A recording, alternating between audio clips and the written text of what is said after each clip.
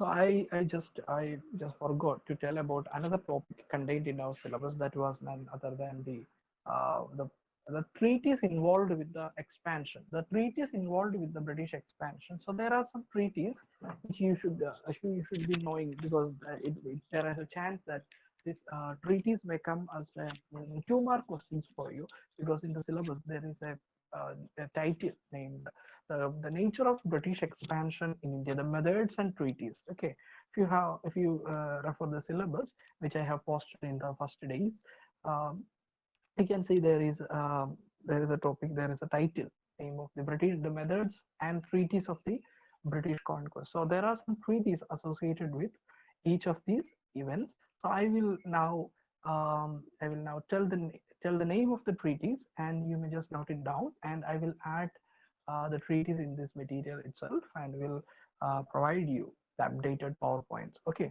and the PowerPoint is always updating, and we have to add several new points, as well as the syllabus, the simple points, and your syllabus is new one, right? I told you for the past few years there was another topic, so there are some new topics added to your syllabus, and we have to add them to in the PowerPoint. Okay, so I will update the PowerPoint and provide it to you later. So first you may just note it down, and I will provide them later. Okay, and first one of the treaty involved in the Carnatic War was the last point. That is the Treaty of Paris. There is another treaty before Treaty of Paris, that was Aix-la-Chapelle Treaty. I will write. I will give us a message. Aix-la-Chapelle Treaty. It's the name of the treaty. I will write it down. I will Aix-la-Chapelle. Okay. Have you seen the word? It's written as Aix-la-Chapelle, but it's a French name. It's a place in France, Aix-la-Chapelle, and this is a treaty between Britain and France during Carnatic Wars. Okay,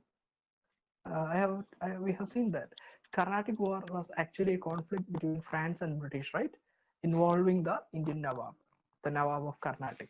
So there was first a treaty, the Aix-la-Chapelle Treaty. It was signed between Britain and France, and the treaty was not only a provision that not only contained the provisions for India, but it was a result of the international conflict between Britain and France. I had told you, right? The Carnatic Wars, or the Anglo-French wars, were not confined just to India, but it happened across different parts of the world, including American region, Latin American region as well. So Aix-la-Chapelle Treaty had signed between Britain and France uh, in 17 in sorry in 1748. In 1748 it was signed. Okay, it was signed after the first Carnatic War. You just write down the name of the treaty and the year 1748. It was signed between Britain and France, and it marked the end of the first Carnatic War in India. Okay, as well as several conflicts between Britain and France across the world. Okay, it ended the first set of wars between both the countries. And the second treaty is the Treaty of Paris, which is written here. It is in 1763 that the Third Carnatic War had ended on the basis of this treaty, and this treaty was severely destructive for the French provisions, because French lost all the provisions in India and in the American region as well. French had lost before Britain in the Canadian region. Okay, there's a Treaty of Paris. So these two treaties are uh, included in the Carnatic Wars. Okay, you just note down. Then another is the conquest of Bengal. There is one treaty associated with the conquest of Bengal. It is the Treaty of Allahabad, signed in the year 1764. Okay, Treaty of Allahabad. Treaty of Allahabad in 1764. It is a treaty between the British East India Company and uh, the Mughal Emperor Shah Alam II, and involved the Nawabs, the Nawabs of Awadh and Bengal. So the main party of the Treaty of Allahabad was the Mughal Emperor Shah Alam II and the British East India Company. It was a treaty after the defeat of the Indian forces before the British East India Company. I hope you um, still remember the events happened in Bengal, the Battle of Plassey and Battle of Buxar. It was an event which was fought between the British East India Company on the one side and the Indian Nawab Sirajuddaula on the other side in the Battle of Plassey in 1757. And later, the event of Battle of Buxar. Both the places, both the names, Plassey and Buxar, are actually place names. Plassey is in the Bengal region and Buxar is in the present-day state of Bihar. That is, Battle of Buxar happened. Okay, there are commemorative uh, installations in these places even now. If you in time in your future, if you visit Bihar or Bengal, you can go to these places, Plassey and Buxar, and you can see the commemorative installations fixed there to commemorate the events of Battle of Plassey and Battle of Buxar. Okay, so it was the success of the British East India Company. Trying to tell you that there are some treaties included in associated with these events. So the Treaty of Aix-la-Chapelle and Treaty of Paris were associated with Carnatic Wars, and the Treaty of Allahabad is associated with the conquest of Bengal. Okay, Treaty of Allahabad in the year 1764. So, according to this treaty, the power of the Mughal Empire, the power of the Bengal Nawab, the power of the Awadh state, both the regions, both are the indigenous native rulers of different Indian region. Mughal Emperor Shah Alam II was in charge of the Delhi region.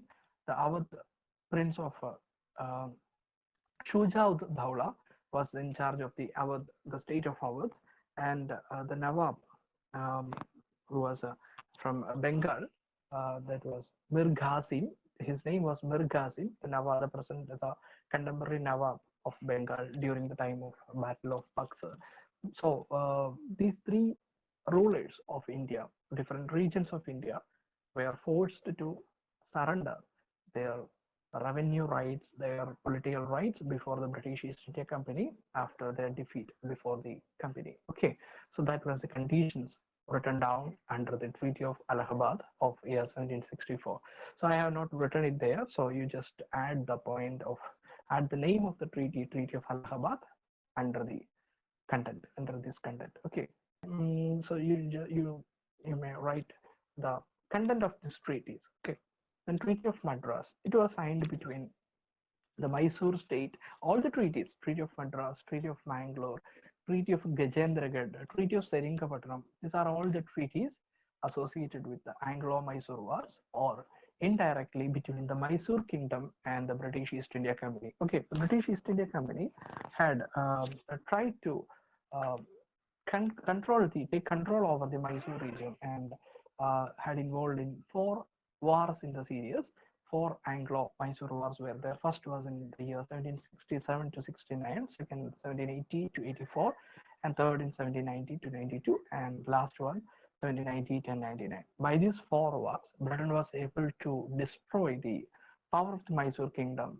And I hope you remember the name of the main king who ruled in the Mysore region. Can someone uh, tell the name of the ruler, the powerful ruler? I have told that Mysore kingdom was more a serious enemy for the British than any other state in the Indian region, because the state of Mysore was so advanced in their military technologies as well as their trade networks by the help of foreign powers like France.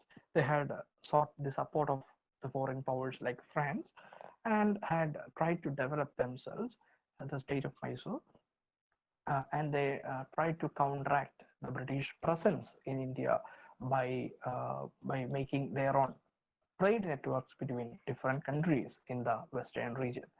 Even Tipu Sultan had invited American traders to India to trade with the Mysore kingdom, and he had directly sent his emissaries, his embassies to Chinese region as well to ensure that there is a direct trade between Mysore and China. Okay, that was the presence of that was the realization of the Mysore kingdom uh, to make a perfect match for the British East India Company in India. Okay, so Britain found the Mysore kingdom as a threat for their supremacy in the southern region. They had already conquered the Carnatic region, right? In the first topics of first Carnatic war, we have seen it. They have expanded their Madras region, and now Mysore came into contact with the boundaries of the Madras, boundaries of the Carnatic. You can see from the map, right? This is Mysore kingdom, and to the right of the Mysore, that the name of the kingdom is Carnatic, and it was now captured by the British East India Company by the three Carnatic wars, and now Mysore was their next target, and Tipu Sultan, who was the ruler of Mysore kingdom, had tried his best to defend the territory, but unfortunately, in the war, the last Anglo-Mysore War, 1798-99, Tipu Sultan was killed by the British East India Company. Okay, that was the end of the Mysore kingdom, the powerful Mysore kingdom, and there were around four treaties associated with the Anglo-Mysore Wars. First one was the Treaty of Madras. The Treaty of Madras was actually in favor of the Mysore kingdom because in the first Carnatic War, there was a victory of the first Anglo-Mysore, not Carnatic, Anglo-Mysore. First, the victory of the first Anglo-Mysore war was in favor of the Mysore kingdom itself. So Mysore embossed a Treaty of Madras between the British East India Company. With the British East India Company, you can see the place where the treaty is signed. The Treaty of Madras means the forces had reached Madras. That is why the treaty had signed in Madras. So the name of the treaty derived from the name of the place where the treaty is signed. Okay, that is a hint for remembering the treaty. The treaties are named after the place which is where it is signed. Okay, so the first treaty was signed at Madras.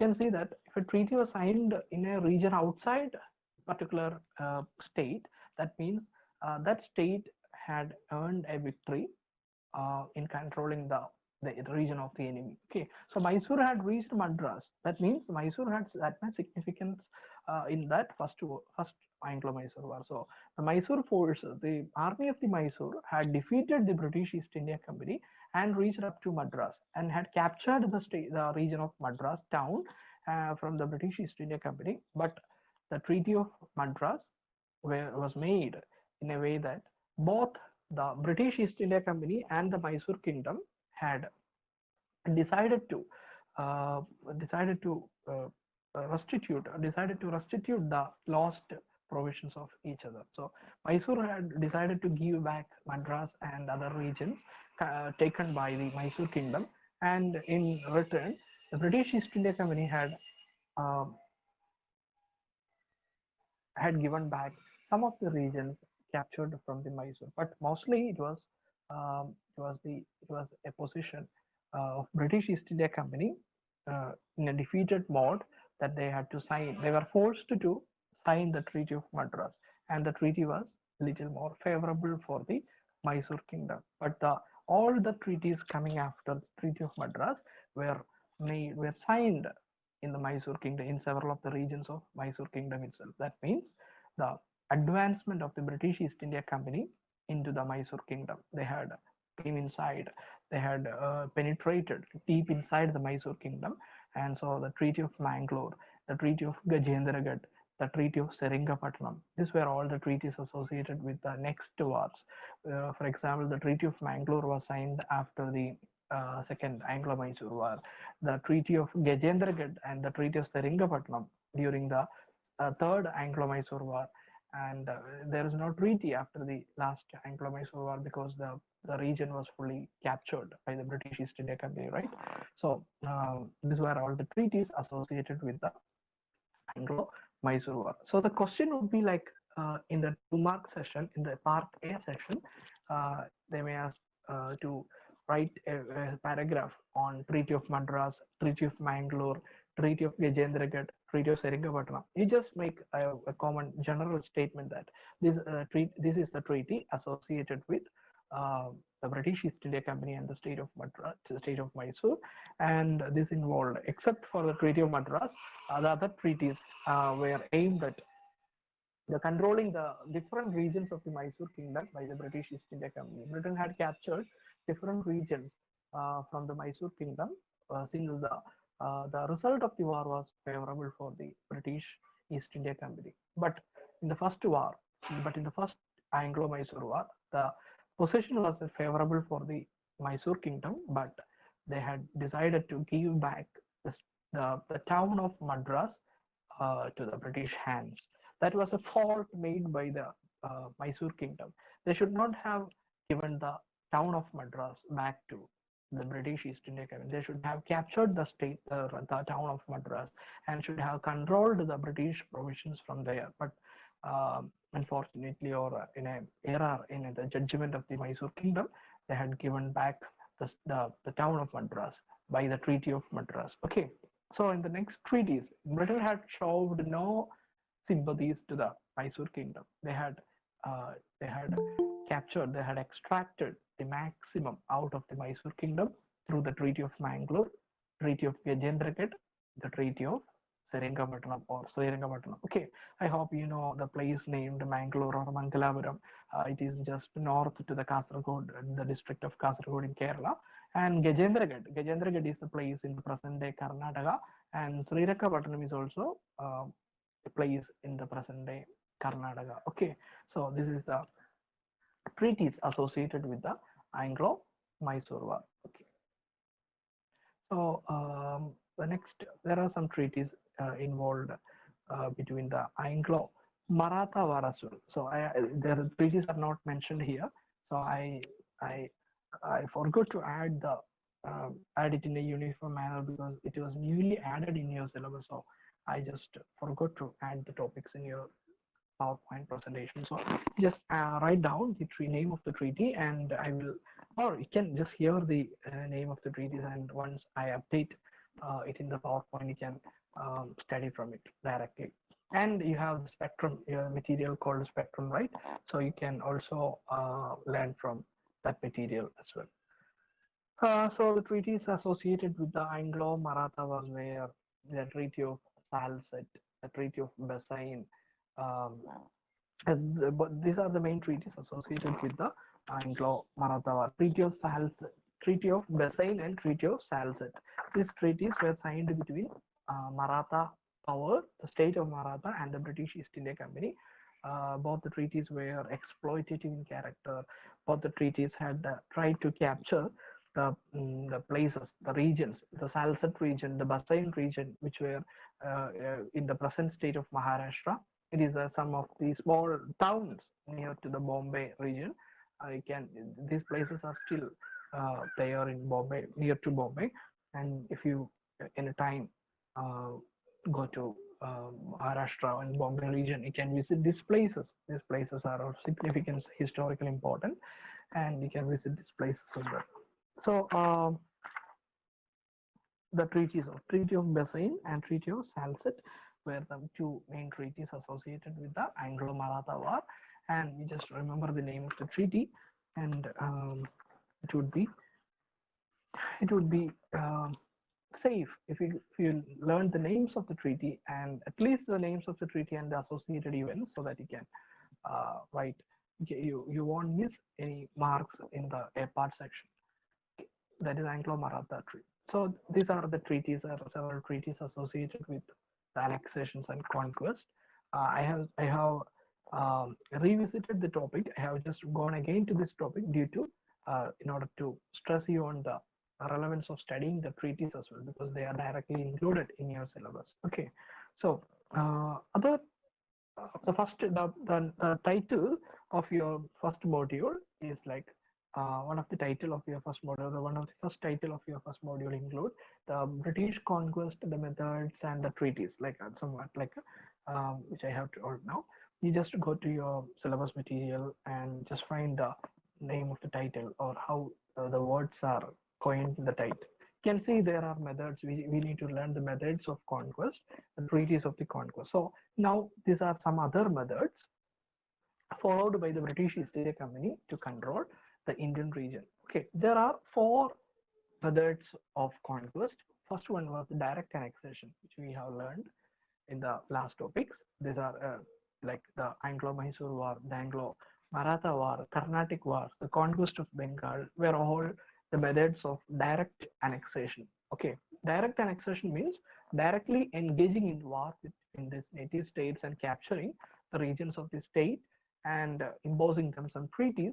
And by imposing the treaties, by writing the treaties, they formally take away the regions or the resources from the warring states, between the warring state. Okay, so the by the Anglo-Mysore after the Anglo-Mysore War and the treaties, Britain captured the regions like Mangalore, Gajendragad, Seringapatanam away from the Mysore, and by the treaty of between Marathas, by the treaty of Salsette, the treaty of Bassein, they took over the regions neighboring the Bombay region, and later the whole Bombay and the whole Maharashtra were taken away by the British East India Company after the three Anglo-Maratha wars.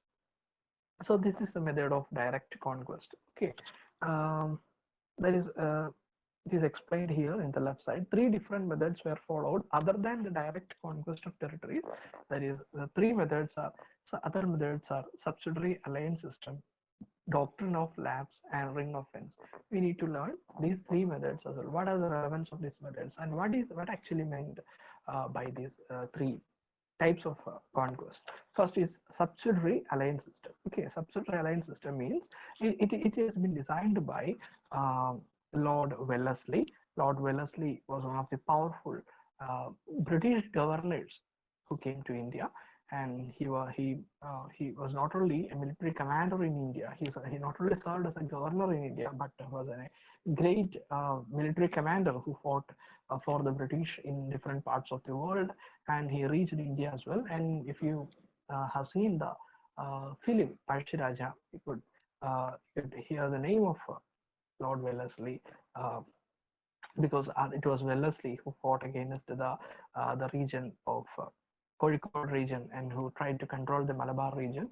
It was actually the Wellesley. Okay, so you may have heard about the name Lord Wellesley, especially the students from the humanities background could have already studied about Lord Wellesley and his annexation policies. So it was the annexation policies of Lord Wellesley that resulted in the subsidiary alliance system, and he designed it to control the princely states without involving a direct war against these princely states. Okay, so this policy was designed in the years 1790s to 1800s. So these treaties were this subsidiary alliance system, where this system was too much uh, favorable for the British East India Company. Actually, it was explained in a way that the system would benefit each and every princely states who are involved in this system. But actually, the real agenda, the real objective of this treaty, subsidiary alliance system, or this system was to control the princely states. So, how the system was would be explained later. The British offered protection to princely states, but state had to pay a huge amount as a tribute to the company. Okay, this is a simple sentence. This is a simple explanation of this treaty. The British offered protection to princely states, but states had to pay a huge amount as a tribute to the company. Okay, this is actually the simple explanation of the treaty, of the system. That is, uh, if any of the princely state engage into a treaty between the British in the name of subsidiary alliance system, the British East India Company would protect the state from all types of external and internal threats. Okay, that is a condition of the treaty. But in return, state had to pay a particular amount demanded by the British East India Company every year. Okay, that was the condition of the treaty. So it was a mutually beneficial treaty by the words of by if we follow the words of the treaty, the words of the system, that one side there is a protection given by the British East India Company to the state, but in return, the state had to pay a huge amount as a tribute. Then second, next point was Indian states ruler was compelled to accept the permanent stationing of a British force within his territory. Okay, that is the second point. So this system is favorable for the princely state as well in a first look, but when we observe the treaty, the system in an in-depth manner, we can see that the Indian ruler was actually a victim of this tree system. Actually, he was an economic victim. He had to pay a huge amount to the British East India Company every year. Next, he had to give sanction for the British army to reside in the state, in the princely state. So the power of the princely state, the power of the ruler of the princely state had eroded significantly after signing into the Treaty of Subsidiary Alliance System. It's actually a form of treaty signed between a princely state and the British East India Company on the other side. The Indian state's ruler was compelled to accept the permanent stationing of a British force within his territory. അതായത് ഈ treaty sign ചെയ്യുന്ന princely state നാട്ടുരാജ്യം അവരുടെ രാജ്യത്ത് ബ്രിട്ടന്റെ ഒരു army റെജിമെന്റിനെ അവിടെ place ചെയ്യണം. Okay, permanent ആയിട്ട് അവർക്ക് അതിനുള്ള പൊസിഷൻ അവിടെ കൊടുക്കണം. അതിന്റെ അർത്ഥം he had to surrender all his military rights. He had to surrender the individual army maintained by the princely state erstwhile. അദ്ദേഹത്തിന് അതുവരെ ഉണ്ടായിരുന്ന പ്രിൻസ്ലി സ്റ്റേറ്റിൽ അദ്ദേഹത്തിന്റെ ആർമീനെയൊക്കെ ഡിസ്ബാൻഡ് ചെയ്യേണ്ടി വരും. And in its place he had to give sanction for the British force to reside in his own territory. Okay, അതാണ് ഇതിന്റെ condition എന്ന് പറയുന്നത്. The Indian ruler had to agree to the posting of a British resident in his court, and this was the next controversial provision for the treaty contained in the subsidiary alliance system. The Indian ruler had to agree to the posting of a British resident in his court. A British resident in the name of Diwan or a minister had to be appointed in the court of each princely state who are engaged into an alliance with the British East India Company. അദ്ദേഹത്തിന്റെ ഒരു princely സ്റ്റേറ്റിന്റെ കൊട്ടാരത്തിൽ ഈ പറഞ്ഞ treaty sign ചെയ്തിട്ടുണ്ടെങ്കിൽ, British East India കമ്പനിയായിട്ട് subsidiary alliance സിസ്റ്റത്തിന്റെ treaty sign ചെയ്തിട്ടുണ്ടെങ്കിൽ ഓരോ നാട്ടുരാജ്യത്തിന്റെയും കൊട്ടാരത്തിൽ British East India company appoint ചെയ്യുന്ന ഒരു ഓഫീസർ, ഒരു British officer, mostly the British officer അവിടെ ഉണ്ടാവണം. ചിലപ്പോഴൊക്കെ ഇന്ത്യക്കാരെ വെക്കാറുണ്ട് ബ്രിട്ടീഷ് ഈസ്റ്റ് ഇന്ത്യ കമ്പനിയോട് അല്ലെങ്കിൽ ബ്രിട്ടീഷ് സ്റ്റേറ്റിനോട് ലോയൽ ആയിട്ടുള്ള ഇന്ത്യൻസിനെ they would appoint as a resident in the court of the princely state. So the state had to lose all the sovereignty or the independent powers which they had enjoyed.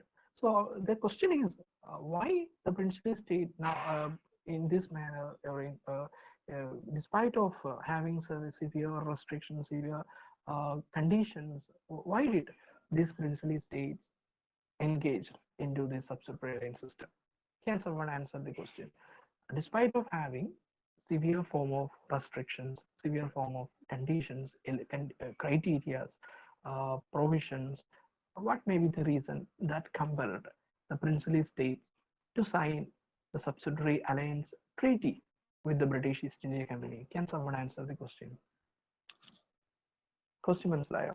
കുറേ conditions ഇനി നമ്മൾ കാണാനുണ്ട്, കുറേ conditions നമുക്ക് കാണാൻ പറ്റും. And I'm asking, what may be the reason? Maybe the reason that compelled the princely states to engage into such a exploitative, such a restrictive treaty between the British East India Company. What may be the reason? Can someone identify the reason for the princely states to sign, to engage into this alliance system? ആർക്കെങ്കിലും പറയാൻ പറ്റും എന്തുകൊണ്ടായിരിക്കും ഇത്രയും എന്താ പറയുക conditions അല്ലെങ്കിൽ ഇത്രയും നിയന്ത്രണങ്ങൾ ഉണ്ടായിട്ടും എന്തുകൊണ്ടായിരിക്കും ഈ നാട്ടുരാജ്യങ്ങൾ ഇതിനകത്ത് ജോയിൻ ചെയ്തിരിക്കുക? അതിനകത്ത് ഇഷ്ടംപോലെ ഉണ്ട്. ഇന്ത്യയിലെ ഒരു അറൌണ്ട് ഒരു more than 500 princely states had engaged into the subsidiary alliance system between the British and Kerala. The states of Cochin, Tiruvidampur, the present day, which constitute the present day Kerala, the independent state of Kerala. Before Kerala was formed, it was mainly under the princely state of Cochin and Travancore. That we all, you, the Thrissur people, your Chalakudi people, the Chalakudi region were all under the Cochin kingdom. and the Kottayam was under the Thiruvidampur, the Travancore kingdom. Our place was under the Travancore kingdom. It was all constituted in the princely state, and this Cochin and Thiruvidampur had already engaged into a subsidiary alliance system with the British East India Company suffering a huge loss every year in the form of paying a particular amount as a tribute, as a fees for maintaining the British Army in our territory. So, why? What may be the reason that forced the princely states to sign such treaties with the British?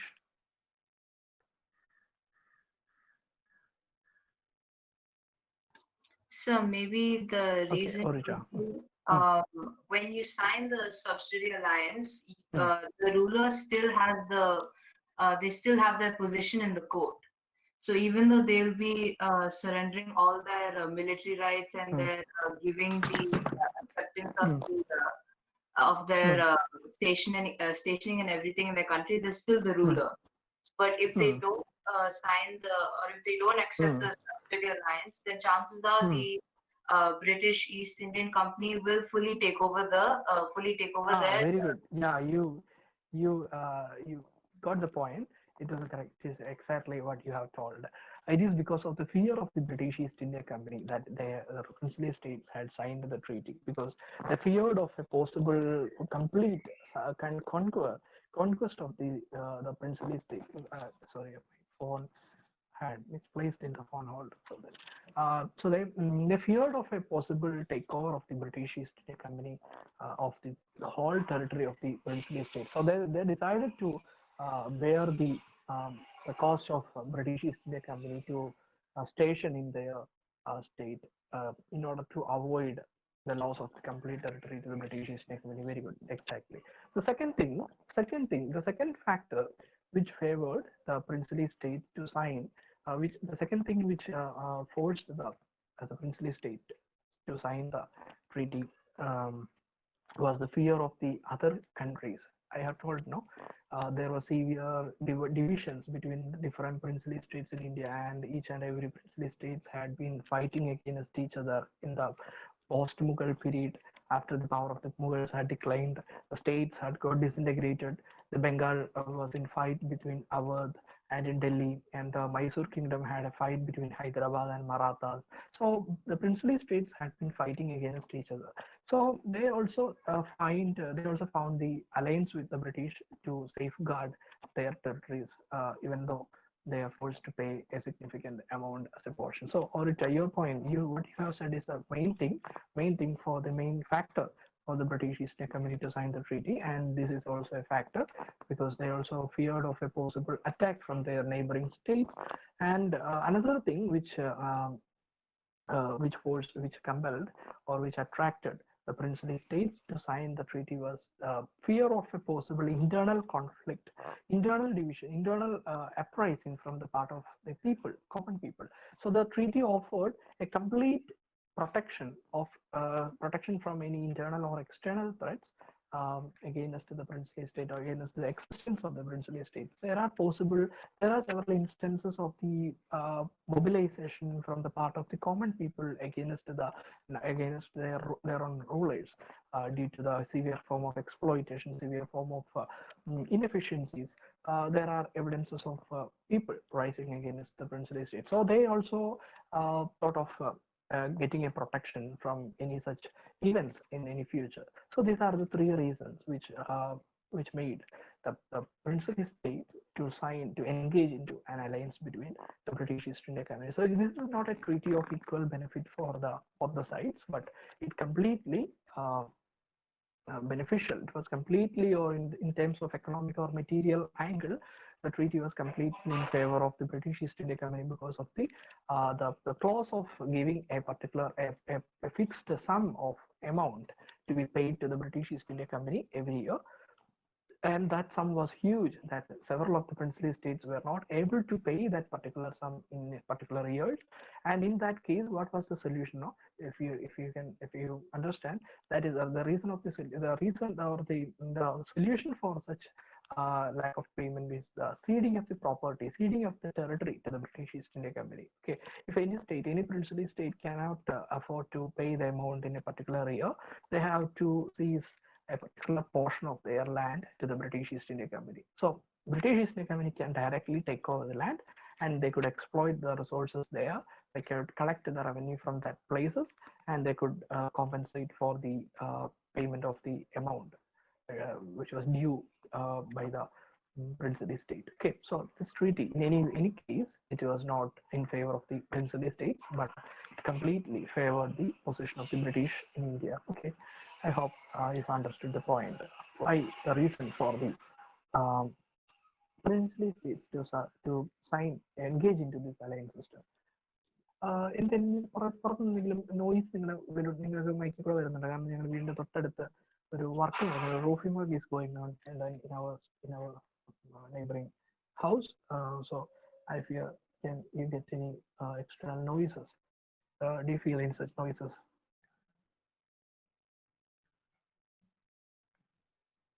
എന്തെങ്കിലും noise കേൾക്കുന്നുണ്ടോ ഞാൻ സംസാരിക്കുന്നതിന്റെ ഇടയ്ക്ക് എന്തെങ്കിലും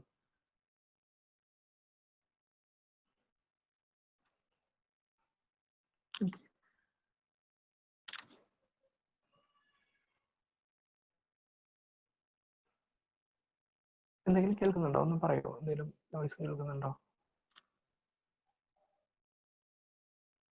okay okay കുഴപ്പമില്ല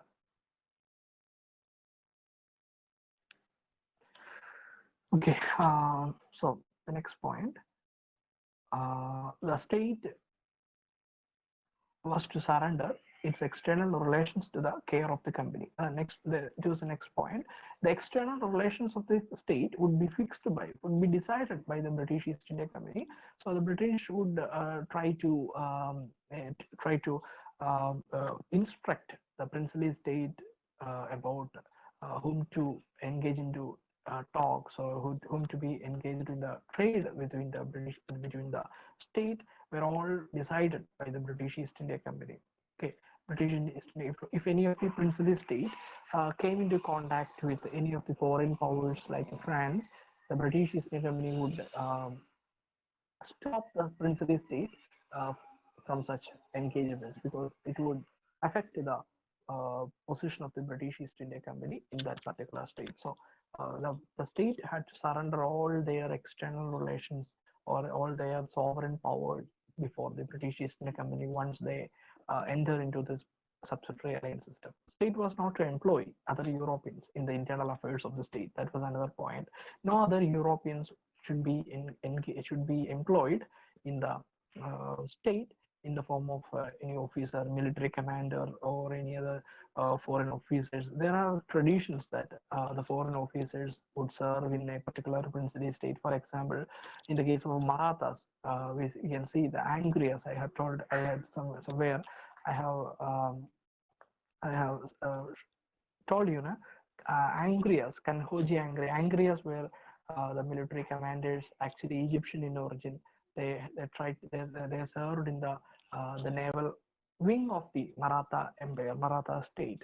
So such engagements or such employments were not allowed um, for the particular princely state who are engaged into the subsidiary system with the British East India Company. Uh, so the main advantage it gave to the company was that it disarmed the Indian state and threw the British protectorate over them.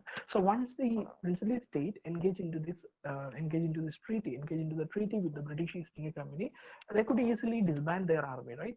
Because all the protection was offered by the British. So naturally or gradually, the independent army of the princely state were either turned inefficient or the army was disbanded due to the trust in the military protection offered by the company. So naturally, the power of the state would get eroded, and the states had to depend completely uh, the British East India Company for the protection. So that all created the weakening of the power of the princely states in India.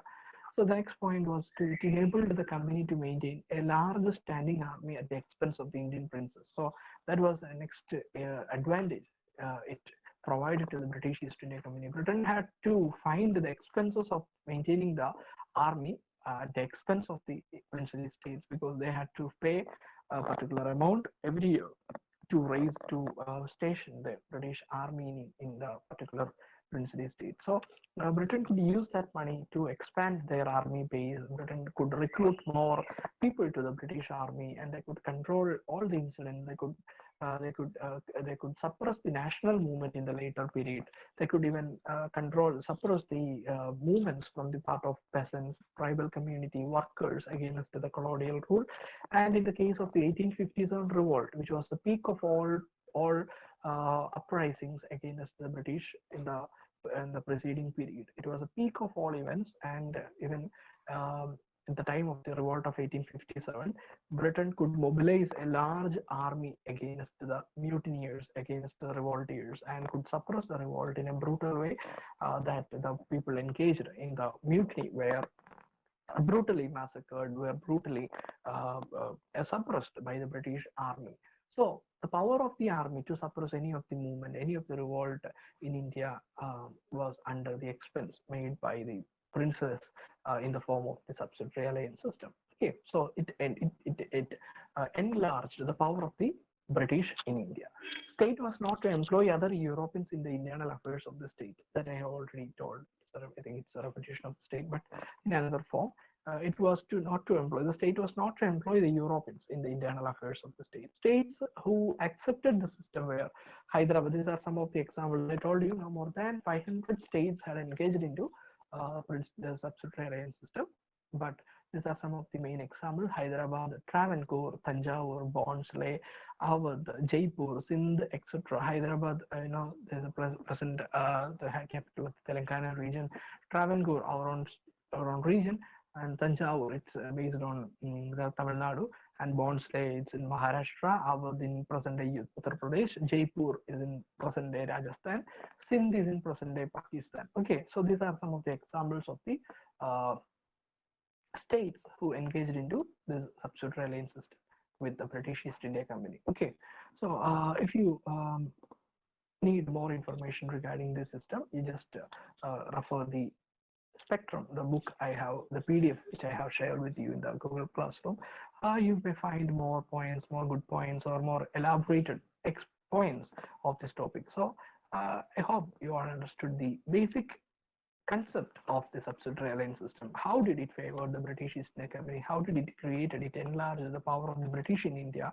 It was a method of controlling the Indian region other than the direct conquest. It was a method which the British followed to control the Indian region by keeping the direct annexation away from the uh, away from, for the sake of controlling the Indian region. Okay, they could easily replace the subsidiary alliance system with the direct conquest, because direct conquest involves a lot of threat, because there are chances for the British to lose the war. In that case, Britain would find a reverse in their fortunes. Britain may need to surrender their own territories. Britain would lose the manpower, the army power. So by engaging into the subsidiary alliance system, Britain would save all these things, but could also exert significant control over each and every princely states engaged into this engaged in this uh, subsidiary alliance system. Okay, മനസ്സിലാവുന്നുണ്ടോ subsidiary alliance system എന്താണെന്നുള്ളത്? The next one is another method to control the region was doctrine of lapse.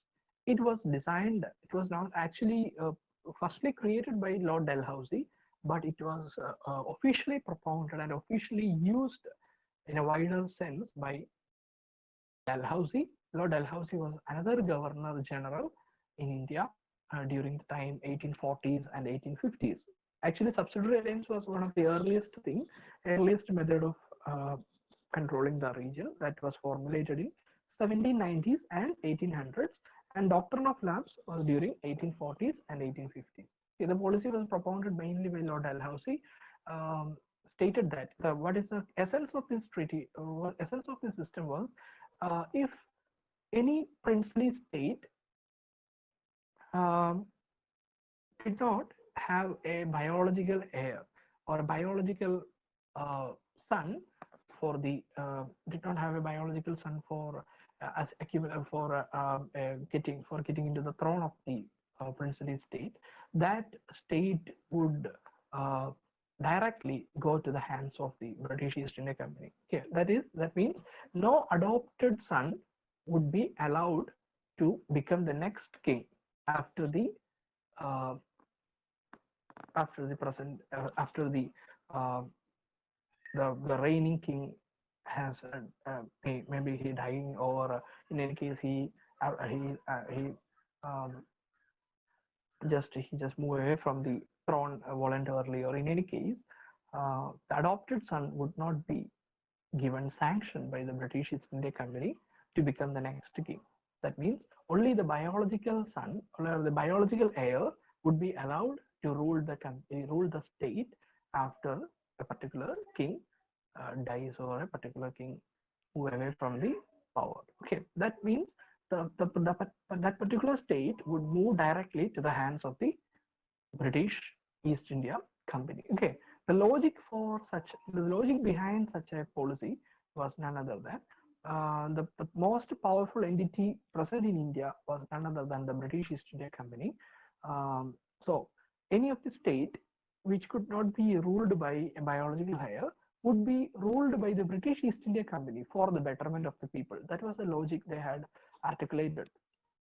They had given as a justification for this doctrine of lapse, that state would be ruled for the betterment of the people by the British East India Company, or in other words, that state would turn into chaos, because an adopted son would not be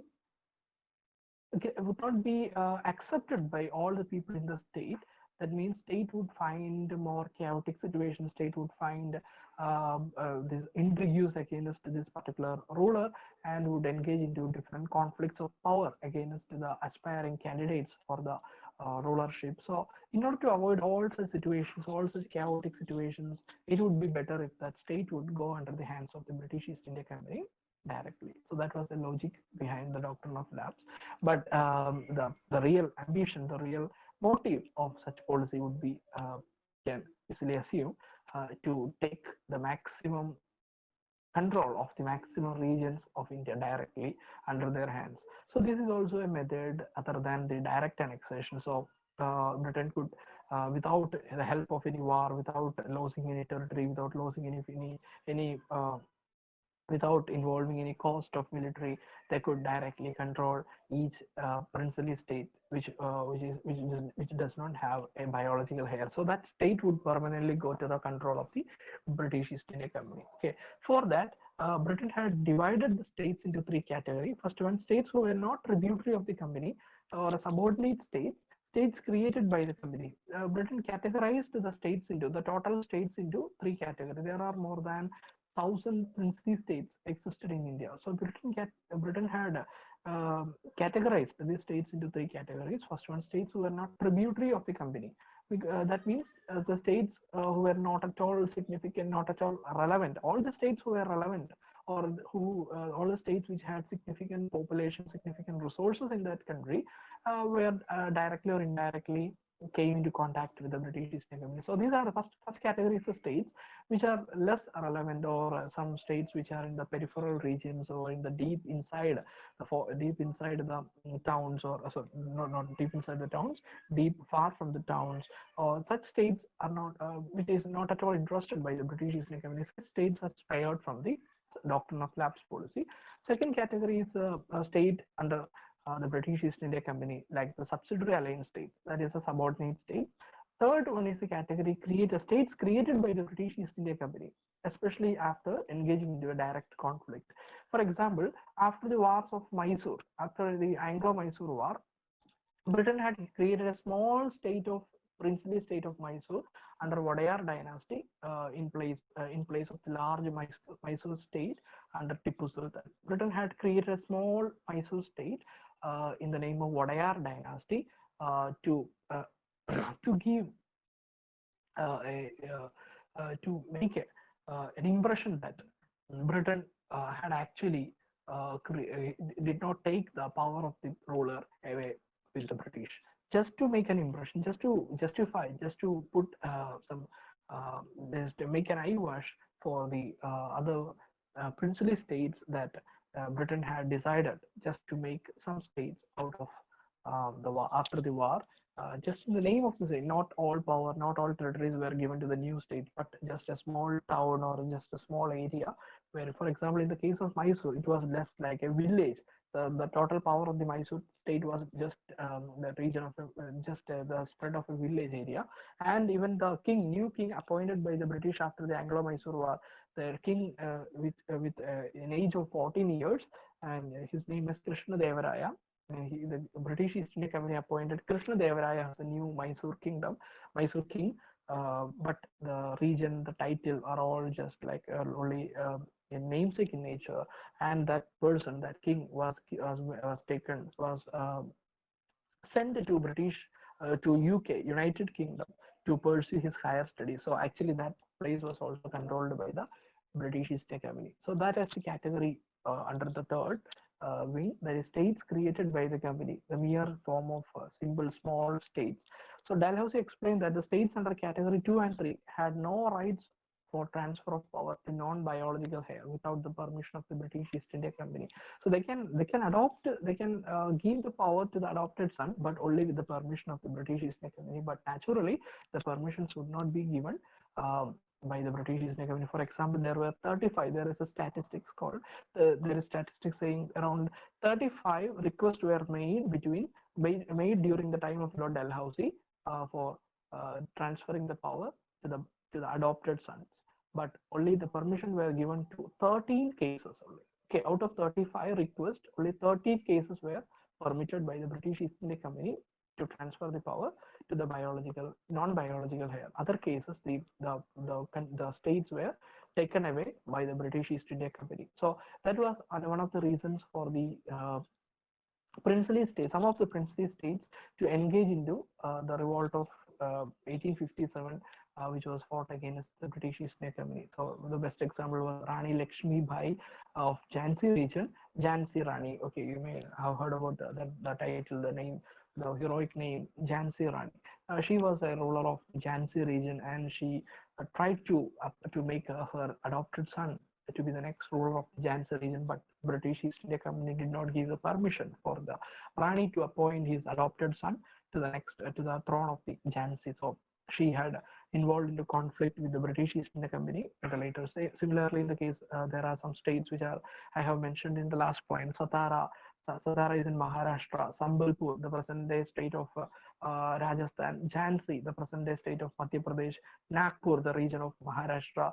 These are some of the examples which were victims of the doctrine of lapse policy of the British East India Company. So this policy was directly aimed at taking the control of the maximum region without involving into a direct conflict between these countries. Okay, hope you understood the concept of doctrine of lapse. The third concept, then another method was the policy of ring fence. It aimed at creating a buffer zone of states against a hostile state in order to protect the possessions of the company for the time being.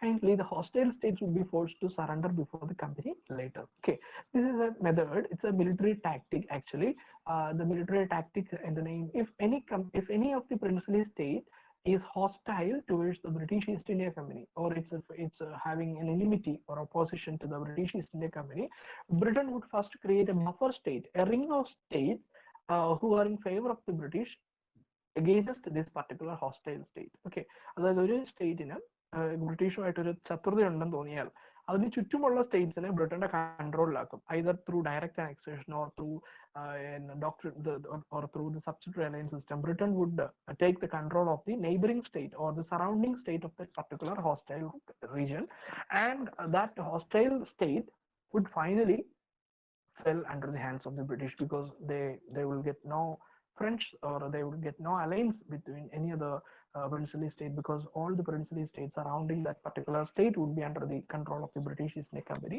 That is a policy of the ring of fence. Finally, that hostile state would move into the hands of the British East India Company. It's a natural process.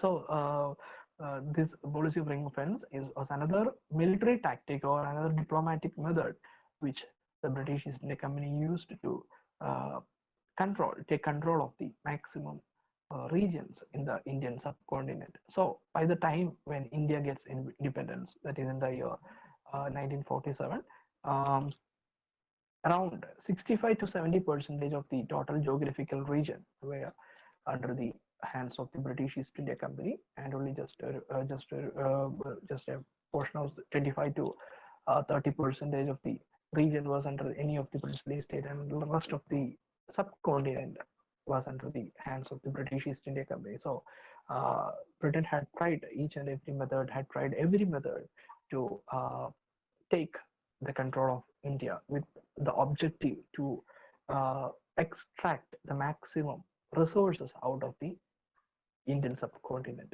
The main purpose of getting control, taking control of all this region is nothing but to extract the revenue or the resources of this region. Okay, so these are all the methods followed by the British East India Company to take the control of the India or Indian subcontinent. Okay, in a with an objective, with a purpose to get the maximum wealth out of the Indian subcontinent. Okay, so four methods: direct annexation, second, subsidiary alliance system, third, the doctrine of lapse, fourth, the policy of ring fence. Okay, hope you have understood it. Concepts of the British methods, the methods of the British conquest they had made India.